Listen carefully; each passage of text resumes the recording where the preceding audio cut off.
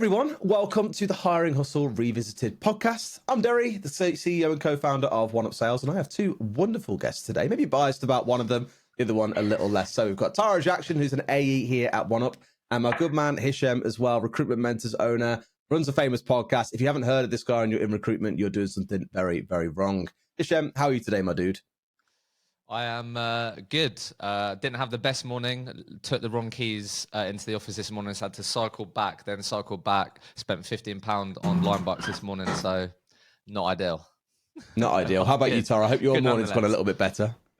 Yeah, I refuse to get on a line bike, so I will never have that problem. I think they're terrifying. But yeah, my morning has been good. First week of the final month of the quarter. So yeah, working hard. And I don't live in London, so I never have these concerns about line bikes. Fancy that. Cool. So point of today's podcast then is we're having a look back at the report that we released earlier in the year called the Hiring Hustle Report, Productivity Roundup, I think it was the exact some phrase that we had for it. In there, we looked at a bunch of stats across about 1,000 recruiters or so, really dug into what was the state of recruitment essentially coming in towards the back end of 2022. Today, you want to go through some of that, start preparing for the second half of the year as we're getting towards that now. Things are changing quite rapidly. I think a lot of markets are down, especially in Q2. And ultimately, as we know from the report, things get harder towards the back end of the year. So it's a bit of a perfect storm of problems. There's some things that recruiters have got to start thinking about. And we want to have a good conversation about how maybe people can work towards addressing those issues. So where I want to start off on this one, guys, then really is looking at that sort of point I touched on at the end. It gets harder to do business as we get towards the back end of the year, right? So the main stat that we took out of the Hiring Hustle report was that the revenue value per call goes down. So it takes more calls to get to the same amount of revenue that maybe you would have done earlier on in the year. As mentioned, the markets are getting even tougher right now. So Hishem, I think I'd like to start with you. What is kind of the advice that you've been seeing coming from a guest on your podcast, on the Recruitment Mentors podcast, to drive revenue, to drive activity as you get towards those tougher times in the year? Yeah, sure. I guess just because I'm curious myself, and I think other people listen to this would be curious. You know, when you say revenue per call, what's the actual equation of that? So you're basically saying if every time I make a call, it could equate to this value. I just think that's exactly that. Really make that clear. Okay. Yeah, so if we're saying earlier in the year, it takes, I don't know, 100 calls to eventually net a placement, right? So in a time window, take a month, for example, you make 100 calls, you get one placement. Towards the back end of the year, it might take 200 to get one, where the value of the placement hasn't changed, that sort of vibe. Yeah, okay, cool. Yeah, I just wanted to clarify that because I think people will be wondering, like, what does that actually mean? How do they calculate that? Yeah, if I could be paid for every call I made, I'd sit here mashing phones all day. It'd be brilliant. No, but it's a good thing to understand. So I think the starting point, I think I've done a bunch of stuff around this recently. I think the first thing to start with is actually KPIs, because I feel like they've almost ended up being, taken through the mud and like being viewed really negatively. So I think why I want to start there is because great recruiters know what good looks like and what they need to be doing to get the outcomes that they want to achieve. And a lot of recruiters, I feel like over the last couple of years, have sort of been sold like, we don't work to KPIs here, you're going to be treated like an adult. And then I've spoken to so many recruitment leaders who have now got these bunch of people that are underperforming, finding it challenging, and they're finding it hard to help them because they no longer have stats like the revenue per call, or if you keep aiming to do those 30 client meetings per month, then that should equate to X number of placements. So I think the first thing, like before we can improve anything or get better, we need to understand what good looks like. So if you don't have any data points or any visibility of like what it takes to get to the outcome, you're going to really struggle. And the best recruiters that I always sit down with understand and know what they need to be doing to get close to a placement, whether that be book X number of discovery calls or book X number of client meetings or do X number of candidate calls, whatever. They know what their numbers look like. So I think that's the first thing. Like if you're not thinking, with your data head on or really trying to understand what you need to be doing, you're always going to struggle. And then I think that comes down into the next part of it, which is if you do that, what that then enables you to do is actually recognize what's working and what isn't. Because if things are going to get difficult and you're not taking intentional time to take a step back and recognize what's working, what isn't, rather than just going, I'm just going to do more BD calls, I'm just going to do more of this, without actually thinking, is that actually going to help me get to where I want to? Again, you're going to really struggle. Like we have a session plan next week where the recruiter every single quarter looks at how she's getting results. So last quarter, it might be that voice notes really work for her. It might be video outreach really work for her. And then they're reviewing that every quarter, because you don't want to put just more work and more activities into things that aren't actually working. So I think you have to, be data oriented. You have to know what good looks like. You have to know what it takes to get to X outcome. And then the next part is when you then do that, you can then understand and better utilize what's working, what isn't. So you can double down on the activities that's actually going to help you get to the outcome that you want to. So that's maybe a bit of a starting point for me. Massively. And I think there's a really interesting stat that I pulled out of our report, actually, which was in Q1 of the year. Generally, we see about £52 per call, which is actually pretty decent when you think about it. You get in towards the second half of the year, often that actually drops by about 30% to about £38 per call. I know that feels like a really weird stat to be using to kind of compare this, but it just goes to show how much more you need to do to be getting the same outcomes. And Tara, I think you're really well placed here, right? You worked at Benetrix for 4.5 years. You climbed your way all the way through the ladder. You've seen it all in those 4.5 years at Benetrix. What was your experience like as you got towards those tougher times where it was taking more to get things done? What were you doing that enabled you to be successful in recruitment? Yeah, so I think one of the major things that, and still using it in sales now, is qualifying those decision makers. So knowing exactly when they're going on holiday, almost also working out when there's kids' school holidays as well, because you could have the most amazing candidate in the world that, for example, has been made redundant from somewhere. You get them a job offer and the client says, oh, well, actually, I'm away for these 3 weeks, then someone else is away. We can't start them for 2 months. And then you lose the candidate and lose the revenue. So I think it was a massive thing for us at Benetrix, was definitely just totally understanding when that candidate could start from that first initial call. So not making any assumptions, making any guesses. That massively helped us. So I think the hardest thing over pretty much from May till almost October is everyone going on holiday. So yeah, that was the main thing for us, just making sure you understand, like, everything of when that candidate can start, any interviews, when people are on annual leave. 9 months out the role, Tara, and clearly you still got it. What are your thoughts on that one, Hishem, as well? Again, I know you've spoken to a lot of ICs, individual contributors, as well as the managers as well. What's your take? I think you're not going to be able to influence in those more challenging months if you don't have relationships.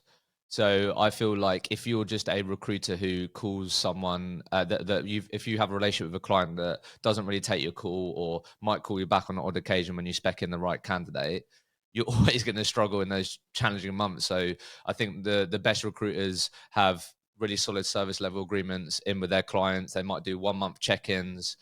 They've really worked hard on the relationships. So then they can ask those questions like, what are your family holiday plans this year? Or, where are you going? And you're actually going to be able to get that information. So there's one thing trying to get that information. And there's another thing the client actually telling it to you.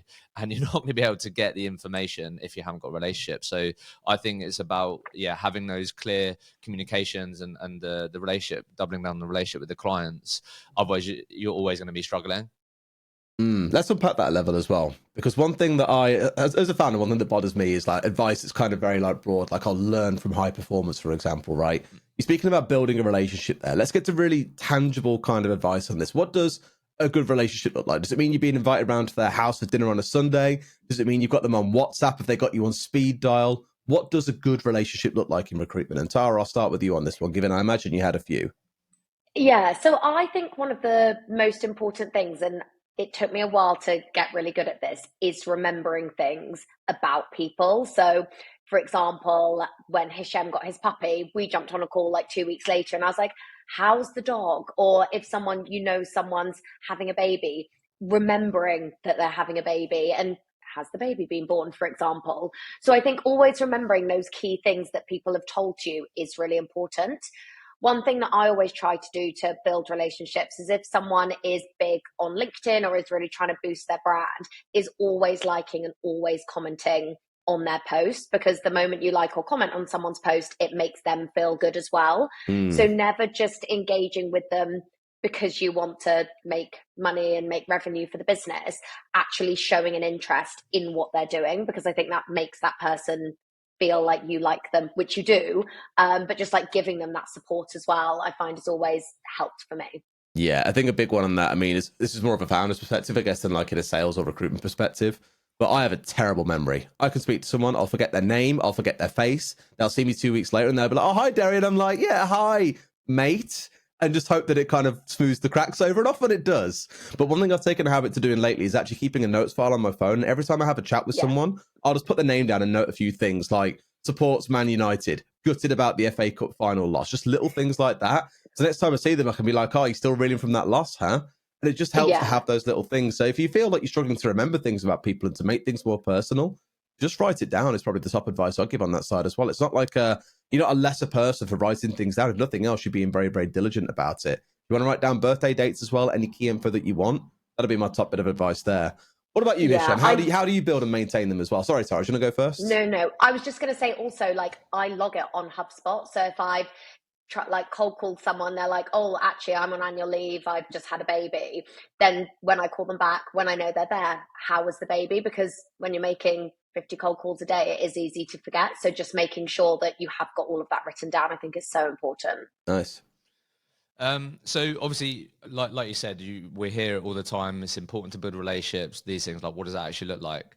So I think a lot of recruitment companies, good recruitment companies anyway, will rank their jobs. Could be A jobs, B jobs, C jobs, and a lot of companies I've spoken to always do also do this with their relationships. Spoke to a company yesterday, they do it by bronze, silver, gold, and they want to take their client relationships from bronze to silver, right? So what does it actually look like? What enables you to say that I have a better relationship with X client? So it might look and feel different in each organization, but I think the core things that you want to be aiming for, firstly, is, does this client call me back when I call them? That's the first thing. Like, what are the interactions like with this client? If I call them, if I leave a message, if I email them, are they going to reply? Because if they don't reply, or they take a week to reply or 2 weeks to reply, your relationship probably isn't that good. So, that at a bronze level, that might be they come back at some point. At a silver level, that might be they come back within a week. And at a gold level, that might be they come back within 24, 48 hours. So I think the first thing, like, what is the engagement like with the client, and do they come back to me? Then I think the other thing is, particularly around the client stuff, is like, are they willing to give me time as well? So if I ask this client, look, as we start this interview process together for this new position, can we book time in your diary at the end of every Friday to talk about the process, how it's going, the interviews? Are they willing to give me time? Is another thing. Because if they're not willing to give you time or get time with you, again, that relationship probably isn't solid, probably isn't strong. So I think they're probably some of the tangibles when it comes to recruitment, which is probably centered around like the engagement. How long does it take to come back to you? Are they willing to give you time? Are they willing to, take on your advice? And I think that's probably some of the tangibles that you want to be aiming for, because if a client doesn't really come back to you, or you only speak to them when you're speccing in a candidate, it's probably transactional at that level. It's surface level. There isn't, you're probably not going to rate that highly. So I'd probably say they're, some of the things that you probably want to be aiming for, and then it can stem from there. You might be going for dinners with them, and you might be doing different things, but I think it's time, them coming back to you and willing to give you time. It really tickles me because I just hear you say all that, and I know how many recruiters I've got saved in my phone, but when they ring me, I just don't ring them back. Yeah, there you go. So, like, it sounds terrible. You're one of the bronze ones, Derry. I guarantee you, I am the lowest of the low in everyone's scorecard, and probably for very, very fair reason. It's one of the things where you end up so busy that you're just like, they'll shoot me an email, it's fine, I'll respond to that. And that ends up coming a week later, and you end up responding a week later to that, and it just gets ridiculously slow. I do agree with you on that point, and probably a small side tangent to make here as well that I'm really curious to get your thoughts on is authenticity in recruitment as well. I think we've all been to a point, doesn't matter what role you're in, where you're being hit by a salesperson or a recruiter, someone who really wants to get in front of you and show you what they do, and you can just tell they're being super pushy. It's not very authentic. You don't want to give them the time of day even when you do start working with them in some cases, because you just know what they're like as a person. So coming to you again, Tara, how have you maintained a very authentic relationship with people so they do call you back and don't leave you on red like I might? So thinking about it from a candidate perspective, if I had a candidate that I was, and I didn't do this, but if I was just putting them into interviews for the sake of it, we were never actually targeted on the number of interviews you arranged a week. And I actually think that really helped, because you weren't stressed about that number, and you weren't then just chucking candidates into an interview for the sake of it. So then I think when every interview that candidate was going to was for them to explore that opportunity, and also because you thought there was a common interest there, it builds that trust and it builds that relationship. The moment you start doing things that are just activity boxes ticked off to be able to get on an incentive, have an early finish on a Friday, people can tell, like, it's so obvious. I've had it with recruiters where you're just chucked into 5 interviews in a day and you don't want to go to any of them, and not one of them hits a criteria that you set out for the recruiter. And I think you just lose that trust immediately. So it's almost like you have to validate everything that you're doing to be able to build that trust of why you think that opportunity is good for them and why you think they should go. Because the moment you do those activities that the candidate or the client sees no benefit in, you lose that trust. And then I think that's where the problems start, of them not actually like wanting anything to do with you, and then probably being like, oh, I can't be bothered to speak to Tara because she put 8 interviews in my diary yesterday and not one of them had the right requirement. So I think making sure you're listening to exactly what they want and then serving your side of the deal, basically, I think it's really important. It's a really good point, actually. We had this recently with a role that we hired internally. It was a finance hire, and we engaged a recruiter that our fractional CFO had used previously in former roles to hire people. And admittedly, we got a different person that we spoke to. It was a different director within the business that we've spoken to. And before, she was like, oh, I always get brilliant candidates. I'm really positive about this. The candidates could not be further from a match of what we were looking for, and that immediately broke trust. So although it's kind of a side point to authenticity itself, there's a level of trust that has to come inside of that as well. And Hishem, I'm really curious to come to you on this side as well. Tara was talking there about authenticity with candidates, lent in towards clients a little bit. Leaning more in towards the kind of client side of things here, how have you learned or how have you observed people build that authenticity and that trust with someone? It is a really interesting one, because when I think about the word authenticity, what springs to mind for me, I don't know about everyone else, but it's basically just being really comfortable being yourself, ultimately, I feel like, and showing up as yourself, not feeling like you have to be a certain way or pander to Derry, who I'm calling. So I think that, like, being authentic can actually be quite a difficult journey for some people. Because it's quite like a self-intrinsic thing that you have to work on being comfortable and not thinking like I have to have this professional persona, or like, because I think what that then happens is you sound robotic, you don't sound natural, and like that's where you can get people's backs up and you just sound like the rest, and that can be difficult for people to overcome. Like if I think of my journey, particularly like with recording podcasts, if you were to listen to the first like 20 episodes, I don't sound like me. I just sound like very different. I'm just so concerned about other people's opinions and what people would think. And I sort of have this like really professional tone and just over enthusiastic. So I do think there's a lot that goes into it, if I'm honest. Like your employees feeling like, you've created a safe space for them to be themselves and they're encouraged to be themselves, obviously be professional, and we have standards here and these things, but I think there's a bit of a journey there. And then also I think what's going to enable you to be more authentic with people is also really understanding and realizing that when you're trying to build relationships with people, that your mindset is you're calling and you're trying to build relationships with people because you truly believe that you have something that of use to them. And what you're talking to them about could actually help them, their organization, and really believe in that, rather than, I'm calling Derry right now, but he's probably busy and he probably hasn't got time for me. So I feel like there's a few things to it. So I don't know, it's a bit of like self-work, I think, building confidence. And then hopefully when you build up some evidence of, I can, talk about just other things, not just work, and keep it really professional, you create a bit more of a safer space for you to be authentic when speaking to people. And it's just way more fun. When you can feel like you can be yourself, you can bring a bit more of your own energy, be a bit more playful if that's who you are in these conversations and what you do at work, it actually becomes a lot more enjoyable. Mate, get out of my head, honestly. I think Tara will probably back this up. Like, even at work, I am very much myself. Like, I don't believe in, I get everyone wants to put on a professional facade. You kind of want to put your best foot forward. I completely understand that. But, producer Callum, forgive me for this. Give a shit, basically, is the way that I'd summarize it. You've really got to care about what you do. I think, like you say as well, believing in your own product. If you don't believe in it, why would no one else, right? It doesn't matter whether it's a recruitment service, whether it's a software product like what we sell.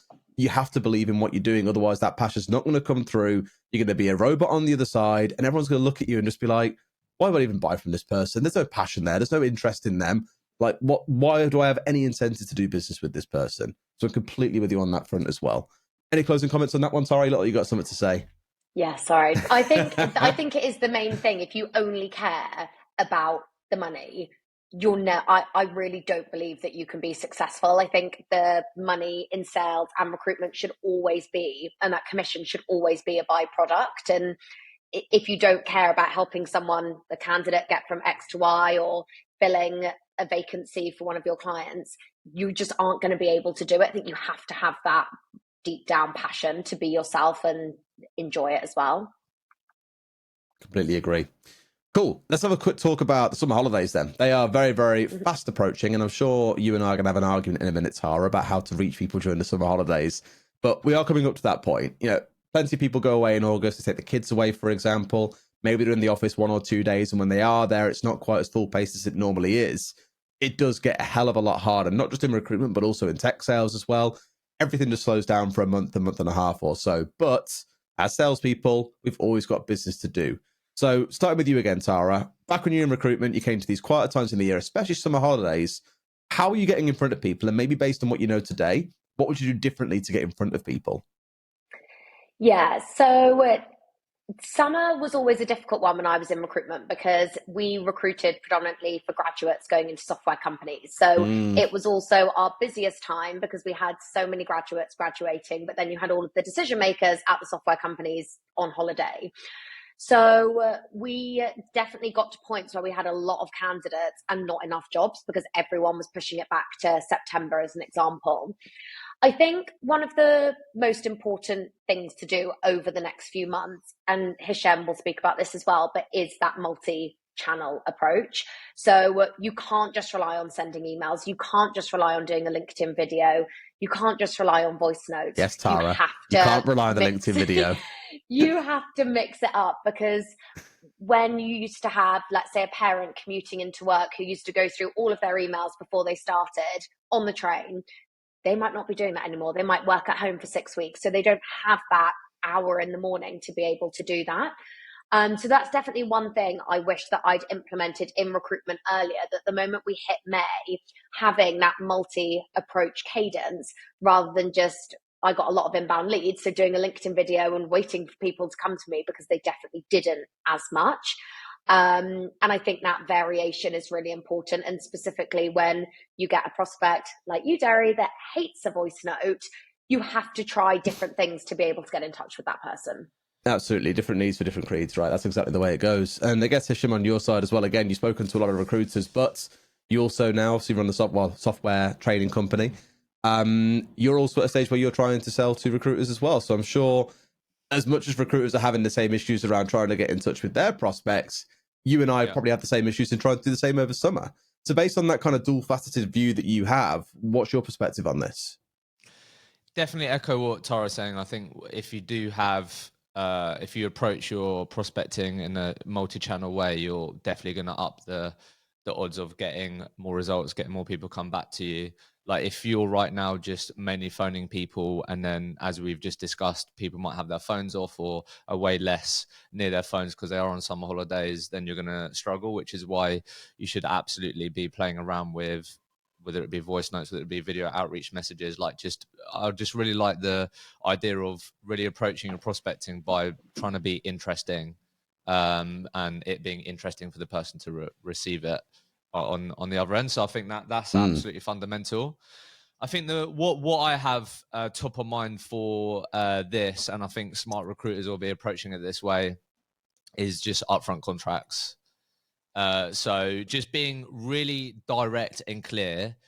Derry, as we both know, we, like a lot of people to have holidays. It sounds like you've got a great family holiday planned. If I send this candidate over to you before you go away or whilst you're away, is it a complete no-go that I'm going to get any feedback? And like asking these questions and making it really clear on, like, in order for me to get feedback on this or to move things forward whilst you are on annual leave, you've told me that on the odd occasion you might go on your emails. How can I make it really easy for you to come back to me when you are having those moments of checking your email? So for me, I just think upfront contracts and saying, if this happens, will you be willing to do this? Or if I do this, are you happy to do that? And just being really upfront and direct about it. That's sort of how I've been approaching it from my end. how I imagine many probably look at that is it feels quite, for some, especially newer recruiters or salespeople, it probably feels a little bit scary to ask those kind of questions because it is so direct. But remembering the kind of people that you're dealing with, these are hiring managers, right? People who have got, team targets to hit that are quite serious about running a team as effectively as they can. If they're not, you're speaking to the wrong people, to be frank, anyway. So it's in a spot where probably you actually get a lot of respect for asking that question and being respectful of their time. Although it feels maybe when you're asking it a little bit confrontational in some aspects, I think actually just asking that question. If someone said to me, Derry, look, someone's coming up, I'd love to know when you're not around just so I don't bother or pester you. I'd be like, you know what, fair play. You show me a lot of respect. That trust meter goes up a little bit more now. I'm willing to give you more time. And equally, probably one thing to talk about here, I know we spoke a bit about voice notes. This is a really controversial issue. Tara, I want to come to you first on this one. Text messages, yes or no? I don't like WhatsApping people. I think it's really intrusive. I wouldn't like it if someone WhatsApped me when I was on annual leave about a job or something like that. I personally don't do them. I don't agree with them, but I do know people that do them and get results from them. I guess it's one of those things of what is the worst that's going to happen? They're going to say no, but then you have potentially ruined that relationship in the future. But it is a no from me. Fair enough. Hishem, what about you? I mean, personally, I don't do a lot of it, if I'm honest, but we literally have a training session next week with a recruiter that's focused on like just how to successfully transition into 360 recruitment. So we're talking a lot around BD. And one of the things that she's been trying, I've literally got it up in front of me, is texting. So like she's been experimenting and it's been working where after she's called someone, she'll literally say, first name, just called, so-and-so here reaching out to put a profile on your radar, 3 bullet points on the candidate, curious if you're up for a chat. That's I like what she's it. been putting on text. And I don't like when I get big formal email like text messages off people. That's just like, that's not what text super is for. straight It's to the designed point. to be And she short. said sometimes she won't get a response, but sometimes people will just be like, you know what? Yeah, let's jump on a call. And you can jump straight to that. So again, experiment with it. But I think bearing in mind, just be direct, keep it simple. Yeah. I think it's probably it's like getting into a later base in a relationship or something, right? Like I know one of our AEs, Sarah, you know exactly what I'm talking about. He had a prospect that he was sending pictures of their legs to, which I know sounds really, really weird. But they both work out at the gym. They're like, oh yeah, check out my quads. Just weird stuff like that. But it's based on the relationship, right? If you are on really good talking terms with someone and just say, look, I'd rather just be able to text you if I need you rather than sending emails. Your email's full. Do you mind? And just if they go, yeah, right, sound. It depends on the kind of person. I think some will like it, some won't. But maybe offering the choice as well isn't too bad a shout if you feel you're at that level of comfort with someone. Yeah, I saw a LinkedIn post the other day that was when you've identified a champion within the company that wants to use your service or buy what you're selling, they're always a really good person to text or WhatsApp because you get that immediate response. They can also get hold of you immediately. So when you've really got someone that's championing what you're doing, that's potentially when I'd look at doing it. But I think you can also email so fast. But I do agree with if you've got that champion in there, that could also be a good solution. Solid one. Cool. So let's advance past summer. We've gone past the warm months now. We're going towards that wonderful time of year called Christmas. I think everyone looks forward to it except salespeople because they know nothing, barely anything is getting done in December. So Hishem, starting with you, because again, you've probably spoken to a good few recruiters about Christmas time and how to find something to do inside of December. What are the top tips you've got to deal with the December drop? I mean, that is definitely a hard one. Obviously, we're spoken a lot. There are some problems that can't be solved, and this is pretty close to being one. But what's the best ideas we've got? Because you've got to do something, right? Yeah. For me, if I'm honest, I actually feel like the things that we've spoken about already apply they're like good quality principles that you can apply like all year round. If that's multi-channel approach, upfront contracts, doubling down on relationships, measuring your relationships. I feel like there's a lot of things that you should be doing where if you're not doing any of these things, you're always going to struggle. Firstly, just to sort of caveat that, and then I generally believe that. What's top of mind for me, because I've used this myself, and I know like great recruiters are always open-minded to trying different things. I think when it comes to that, it's actually using those seasonal months to your advantage in terms of when you are prospecting is what I'd probably say. So just having some fun with it, wearing a Santa hat on your video outreach messages, like just doing things that are a bit different and using that period to try and stand out, be interesting when you're approaching people. So that, for me, that's top of mind, like what I would say. And I know great recruiters try different things and are open to trying different things. So I'd probably say, like, with those months, what could we do this year that's maybe a bit different or has enabled us to stand out? Or how could we use a seasonal period to have a reason to call people, which isn't just, we sent you a Christmas card. So It's like a charm and disarm approach, right? Yeah, like different ways. That's what I would say. I do generally feel like the fundamentals of what we've spoken about, you have to be doing. Multi-channel approach, these things, like they apply for that all year round. But then with like moments like December, I think there is also cool opportunities to try some things that are a bit out there, a bit different, and use that seasonal period as your reason for reaching out and trying to get in front of people, whether that be sending things in the post and then you're following up, whatever it may be. And probably also being mindful that I think every marketer around the world, looking at you, producer Callum, when I say this, sends out an email news blast to everyone going, have a wonderful Merry Christmas from all of your friends here at OneUp, for example, right? So if you are going to stand out in some way, think about how you can rise above the noise, right? Whether it is, as you say, a silly video of you wearing a Santa hat and just saying, look, not here to actually sell you anything today, just here to say, have a wonderful break and I'll see you in the new year. Whatever it might be, try and find a way to be that little bit different. Back to Tara's point, if you've built relationships and you understand who these people are, the best thing you can do is send personalized gifts. That's like how you're going to stand out. So if I'm in, stop reading my mind, man. Honestly, it's weird. If I'm in Tara's sales cadence, and like she said, she found out that I was getting a puppy over Christmas, she might send me something dog related, and it's like, oh wow, that's memorable. Like, I will remember that Tara sent me something specific that she remembered about me. That's how you're going to stand above the rest. But you're not going to be able to get there if you're not doubling down on building relationships. But personalized gifts and remembering what could be, what people care about is something that is definitely going to stand above the rest. If you want the quick and dirty wins, be transactional. If you want to have that long game where you make a ton of money in the future, build those relationships, right? What about you, Tara? What's your take around Christmas? Yeah, so I actually just jotted down a couple of points. So my last year at Venetrix, January after December was my biggest ever month that I'd done there. And I think that was purely from not letting the Christmas spirit get the best of me in terms of like just going out the whole time. I very much like tried to stay focused so that then every placement I made in December then went into January. So by the time we'd got to January, I'd already done nearly double what my target was because of that work that I'd done in December. I think a lot of people always think about new year, new me. So if you've had anyone that you've spoken to in June or July that said, oh no, but potentially next year, reaching out to those people of like, well, we're coming up to the new year now, and are you still considering options? Building relationships, exactly what Hishem said.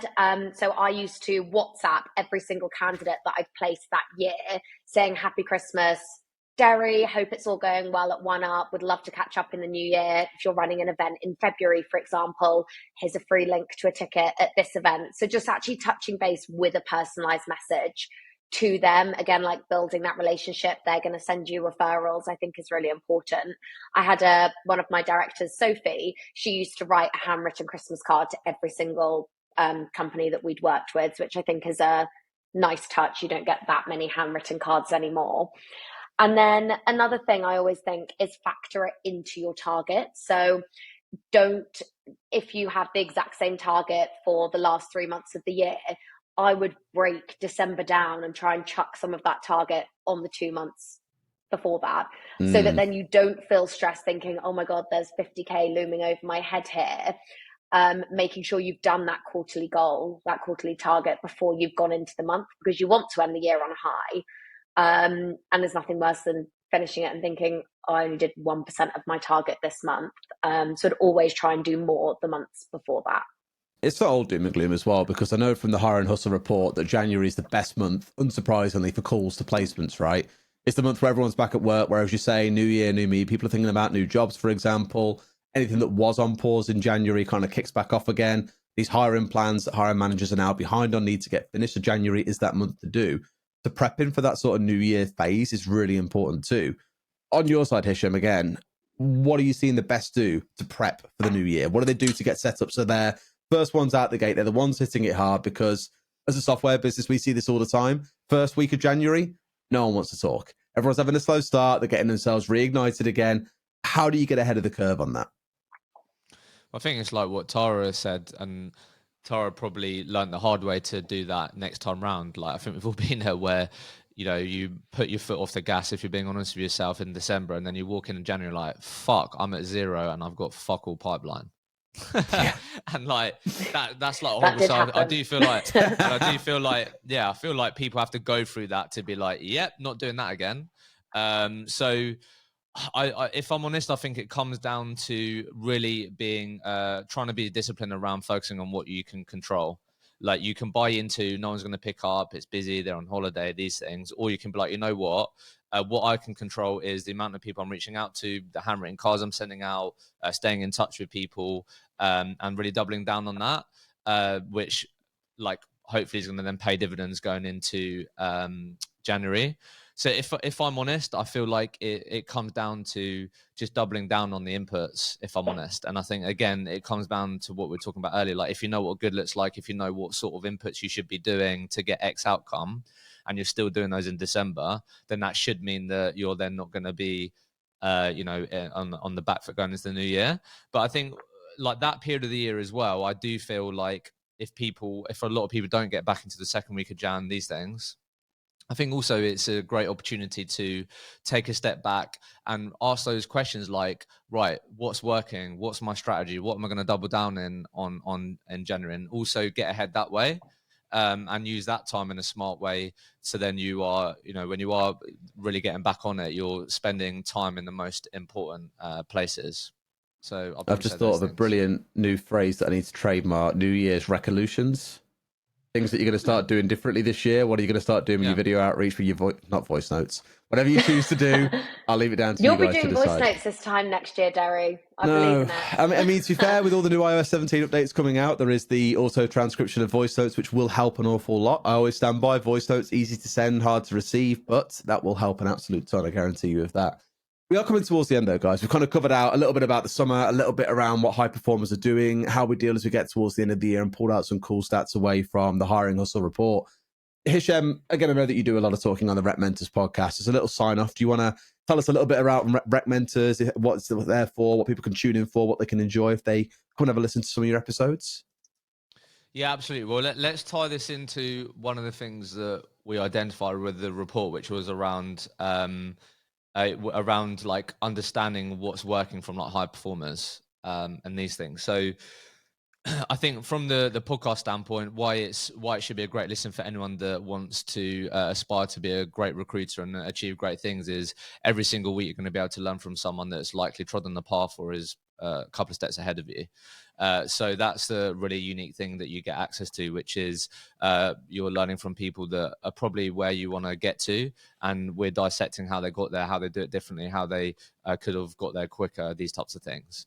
But I think, one of the things that I've really been interested to find out when working with recruitment companies around learning and training is how many let me have a drink of water. I can see it going. That's your voice telling you to not talk anymore. Mate, that's hay fever. That's hay fever, man. Oh, is it? Yes, oh, mate, in your throat. It's tickling. so annoying. Yeah. So, like, it's actually really interesting that there isn't as much knowledge sharing that happens internally as you maybe think. Particularly with like hybrid working right now. Like, if I'm only in the office 2-3 days a week, or I'm not in the office at all, I'm not getting to hear the top performer on the phone as much. So I actually think there's a real missed trick, and we helped a lot of companies implement this, and we use our product to facilitate it, where we really make intentional space for everyone to learn from each other. So that's something that I want to leave people with, which is, are you leveraging your high performers? And the ways that you could do this is really make sure at least monthly or every other week or weekly that you're having people share what's working. If you've got someone in your business right now who has got a shit hot email response rate, and they've got emails and subject lines and templates that they're using, and no one else knows that they're using those or they're working, you're missing a trick. What's the point, right? Yeah. And, what's the point? And like, this is where, products like yours, data visualization, if we see the top performers absolutely killing it, when was the last time that they sat down with everyone? Hey guys, these are my openers that are working right now. Hey guys, this is how I'm overcoming this objection. Hey guys, this is what's, really helping me do this. So I think one of the things that, recruiters and recruitment teams can do is really make that intentional space to knowledge share. So not everyone is just sort of on their own path. They've got some frameworks, they've got some systems that they're using, and you're really leveraging the people within your organization that are performing really well to go, look, this is what keeps working for me, guys, what's working for you, and really do that knowledge sharing. That's something that I'd really encourage people to do, because you're missing a trick if you're not doing it. Massively hot bit of advice there. I think when we did a survey across our customer base about a year ago, 76% of them are hybrid now. So there's only I think it was 16% are fully in office, 4% are fully remote. The vast majority are now hybrid. And as much as it might be convenient for life, it isn't necessarily convenient for development. Sometimes you do miss having that person on your shoulder that can offer some advice there and then in the moment. So completely with that as well, it is really important to learn. So actually, Hishem, I think you guys are placed in a very, very good position, both with the product and with the podcast. So well done you. And I guess on our side, as a quick mention as well, we're launching a podcast in about a month's time called Carrot and Stick. Obviously, a very nice play on the words of carrot and stick incentives.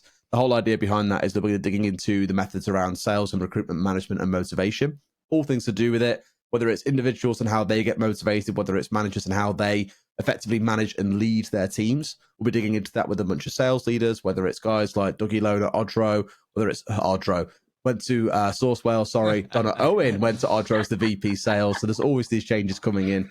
Dougie will forever be the Odro guy in my head. He's never going to get away from that. I'm sorry, Dougie. But we've got some really good guests coming on for that one as well. So really looking forward to that getting underway. And just as a note as well, if you are interested in the Hiring Hustle report, description underneath the video, there will be a link to it. You can find out a little bit more there. Or if you're really, really lazy, you can just email me, Derry, so DERRY, at oneupsales.co.uk. And I'll send it over to you at Plenty Fine as well. And Tara, I don't want to leave you in the middle here without the chance to say something at the end there. Any closing thoughts that you want to offer up? Oh, that's such a hard. Why have you said that to me? Can I add final thing after Tara's thing? I just want to ask you something. Oh, I don't know what to say now. All right, I'll go through. All right, Hishem, you go first, and you can jump in after. I can tee this up quite nicely. So I think you guys are really well positioned around this. So, and talking about carrot and sticks, really interesting. So I've had multiple conversations with recruitment companies. It is around things like they maybe want to get people in the office more, whether it be KPIs, these things.